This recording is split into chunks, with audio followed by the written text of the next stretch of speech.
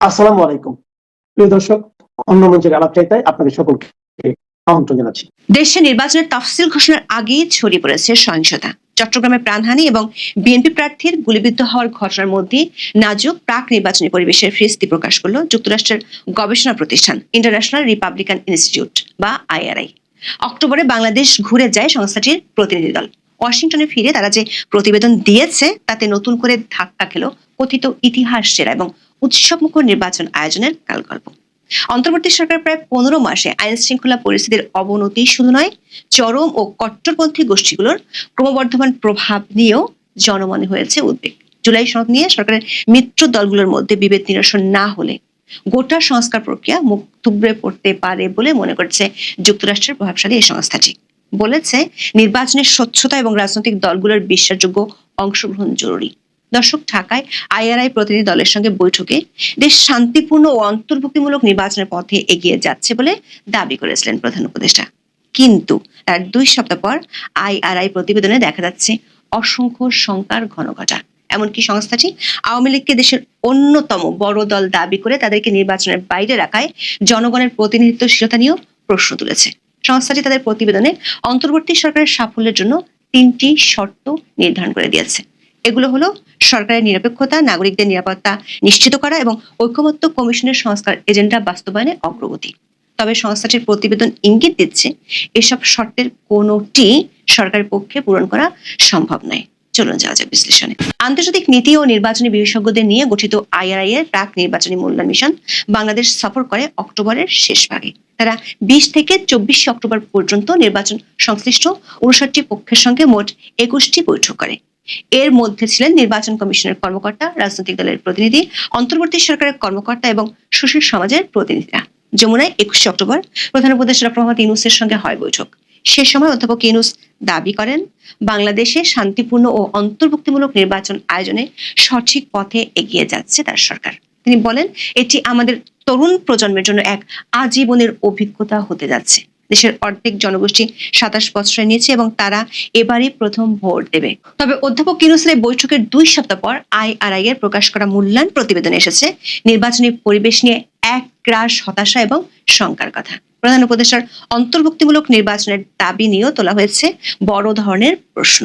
যুক্তরাষ্ট্র সরকারের ঘনিষ্ঠ সংস্থাটি বলছে, উত্তাল পরিস্থিতির পর যে সংস্কার আন্দোলন গড়ে উঠেছে তা বিশ্বাসযোগ্য ও শান্তিপূর্ণ একটি ভোটের মধ্য দিয়ে প্রাতিষ্ঠানিক রূপ পাবে কি না সেটি আগামী কয়েক মাসে পরিষ্কার হবে। অন্তর্বর্তী সরকারের সফলতা নির্ভর করবে তারা কতটা নিরপেক্ষ থাকতে পারে, নিরাপত্তা নিশ্চিত করতে পারে এবং ঐকমত্য কমিশনের সংস্কার এজেন্ডা বাস্তবায়ন কতটা এগিয়ে নিতে পারে তার উপর। নির্বাচনের পরিবেশ নিয়ে নানামুখী শঙ্কা এবং প্রস্তুতিহীনতার কথা তুলে ধরেছে আইআরআই। জুলাই সনদের জন্য গঠিত জাতীয় ঐকমত্য কমিশনের তৈরি করা সনদের প্রশংসা করেছে সংস্থাটি, তবে সমালোচনাও করেছে কমিশন যে তাদের ম্যান্ডেট অনুযায়ী চলেনি এমন ইঙ্গিত রয়েছে প্রতিবেদনে। বলা হয়েছে, জাতীয় ঐকমত্য কমিশনের ম্যান্ডেট ছিল নিবন্ধিত দলগুলোর মধ্যে উন্মুক্ত সংলাপ নিশ্চিত করা, পাশাপাশি মেরুকরণের রাজনীতির কারণে তৈরি হওয়া গভীর আদর্শগত ও প্রজন্মগত বিভাজন দূর করা। দর্শক, দেখা যাচ্ছে আইআরআই নিবন্ধিত রাজনৈতিক দলগুলোর সঙ্গে ঐকমত্য কমিশনের আলোচনার উপর জোর দিয়েছে। অথচ অধ্যাপক আলী রিয়াজের পরিচালনায় ফেব্রুয়ারিতে ঐকমত্য কমিশনের সংলাপ শুরু হওয়ার সময় দেশে নিবন্ধিত রাজনৈতিক দল ছিল 52টি। এর মধ্যে মাত্র 18টি দল ডাক পায় আলোচনায়।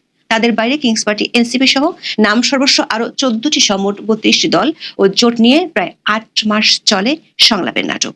এই সংলাপে বেশিরভাগ নিবন্ধিত দলকে শুধু বাইরেই রাখা হয়নি, আলী রিয়াজ প্রণীত হারজোড়ো সংবিধান সরকারের মিত্র দলগুলোর মধ্যে তৈরি করেছে বিভাজন। ফলে মেরুকরণের রাজনীতি আরো ব্যাপক করে দলগুলোকে উত্তর আর দক্ষিণ মেরুতে ঠেলে দিয়েছে অধ্যাপক ইউনূসের নেতৃত্বাধীন ঐকমত্য কমিশন।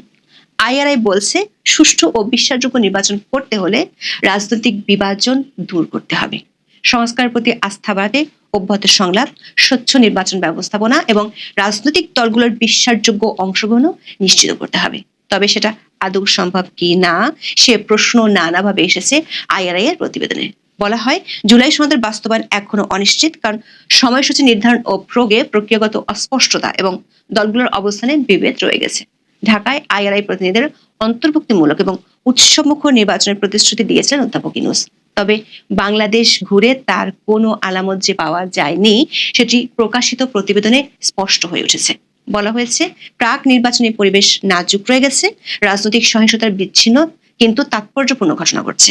স্থানীয় কর্মকর্তাদের নিরপেক্ষতা নিয়ে প্রশ্ন এবং নিরাপত্তা বাহিনীর প্রতি স্থায়ী অবিশ্বাস পরিস্থিতিকে জটিল করেছে। বাংলাদেশের চরমপন্থার উত্থান নিয়েও জানানো হয় শঙ্কা। বলা হয় চরম ও কট্টরপন্থী গোষ্ঠীগুলোর ক্রমবর্ধমান প্রভাব অসহিষ্ণু বক্তব্যকে উস্কে দিতে পারে। এটি বাংলাদেশের ধর্মনিরপেক্ষ রাজনৈতিক ভিত্তিকে দুর্বল করে দেওয়ার আশঙ্কা বাড়াচ্ছে। রাজনৈতিক দলের প্রার্থী মনোনয়নের প্রক্রিয়ায় অস্বচ্ছতা এবং নারীদের উপেক্ষা করা নিয়েও জানানো হয় উদ্বেগ। বাংলাদেশের নারী নিরাপত্তা নিয়েও উদ্বেগ জানানো হয় প্রতিবেদনে। বলা হয় এটিও নির্বাচনের পরিবেশকে ঝুঁকিপূর্ণ করে তুলেছে। রাজনৈতিক ও নাগরিক জীবনে সক্রিয় নারীরা অনলাইন এবং জনপরিসরে হয়রানির শিকার হচ্ছেন।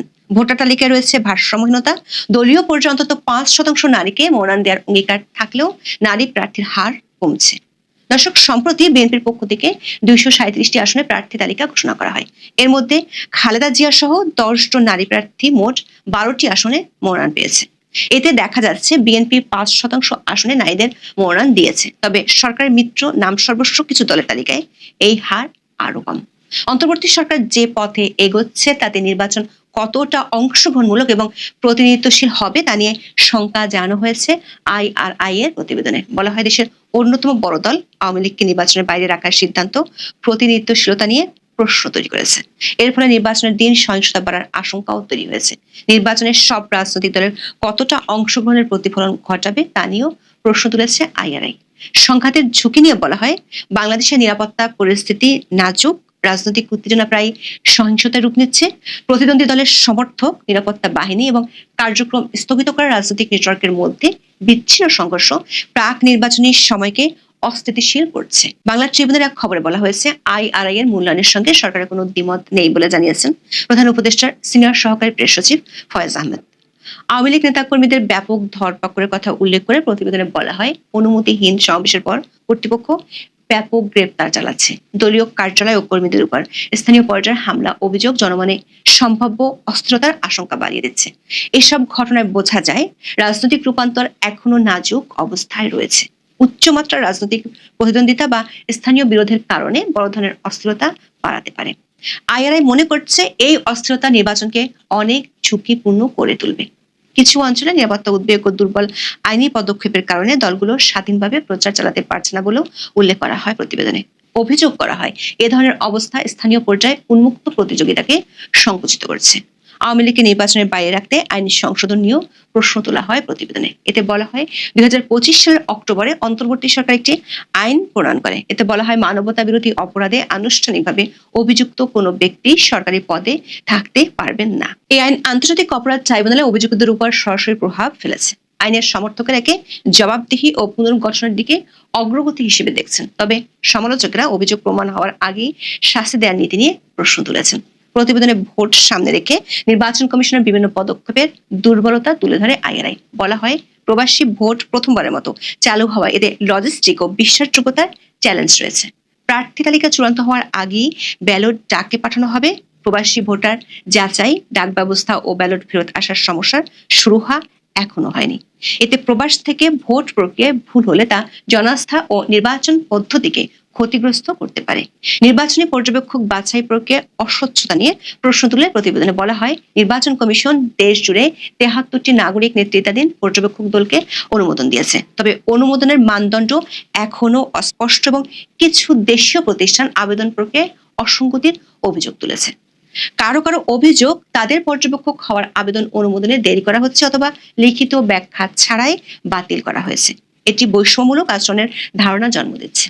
নির্বাচনে ব্যাপক ভোটার উপস্থিতির আশা করা হলেও নির্বাচন কমিশন ও ভোটারদের মধ্যে যোগাযোগের ঘাটতির কথা বলছে IRI। নির্বাচনকে কেন্দ্র করে নিরাপত্তা ঝুঁকি দূর করতে গিয়ে সরকার সশস্ত্র বাহিনীর উপর বেশি মাত্রায় নির্ভরশীল হয়ে পড়ছে বলে মনে করে বাংলাদেশ ঘুরে যাওয়া এই প্রতিনিধি দলটি। বেসামরিক আইন শৃঙ্খলা রক্ষাকারী বাহিনীর প্রতি জনমনে অবিশ্বাস বাড়িয়ে তুলছে সংকট। প্রতিবেদনে বলা হয় নির্বাচন কমিশন, সামরিক বাহিনী ও পুলিশের ঘনিষ্ঠ সমন্বয় অত্যন্ত জরুরি। এটি সহিংসতা প্রতিরোধ এবং শান্তিপূর্ণ পরিবেশ নিশ্চিত করতে পারে। তবে এ ধরনের সমন্বয়ের প্রমাণ দেখতে পাচ্ছে না IRI। তারা বলছে অসম্পূর্ণ আইনি কাঠামো, নিরাপত্তা ঝুঁকি এবং প্রক্রিয়াগত চ্যালেঞ্জ নির্বাচনের প্রতি জনগণের আস্থা ক্ষুণ্ণ করতে পারে। দর্শক, প্রতিবেদনের শেষে জাতীয় নির্বাচন শান্তিপূর্ণ ও বিশ্বাসযোগ্য করতে 8টি সুপারিশ করা হয়েছে। তবে প্রতিবেদনের মূল অংশ বিবেচনায় নিলে দেখা যায় জুলাই সনদ নিয়ে বিরোধ নিষ্পত্তি, গণভোট আয়োজন সহ কোনোটি বাস্তবায়নের সক্ষমতা নেই অন্তর্বর্তী সরকারের। আবার 15 মাসে যার প্রায় কিছুই বাস্তবায়ন করা যায়নি, আগামী ফেব্রুয়ারির আগে তা মিটিয়ে ফেলা এক দিবা স্বপ্ন। ফলে ফেব্রুয়ারিতে নির্বাচন হলে তা একদিকে যেমন সহিংসতার দাবানল ছড়িয়ে দিতে পারে, তেমনি আইআরআই এর মতো আন্তর্জাতিক প্রতিষ্ঠানের কাছেও বিষয়টি থাকবে প্রশ্নবিদ্ধ হয়ে। সব মিলিয়ে কিছুদিন আগেও আইআরআই কে নিয়ে সরকারের স্বপ্ন পরিণত হচ্ছে দুঃস্বপ্নে। বহুমুখী আন্তর্জাতিক চাপের মধ্যে এবার নতুন গলার কাঁটায় পরিণত হয়েছে যুক্তরাষ্ট্রের প্রভাবশালী সংস্থার মূল্যায়নের প্রতিবেদন। এখন এই পর্যন্ত।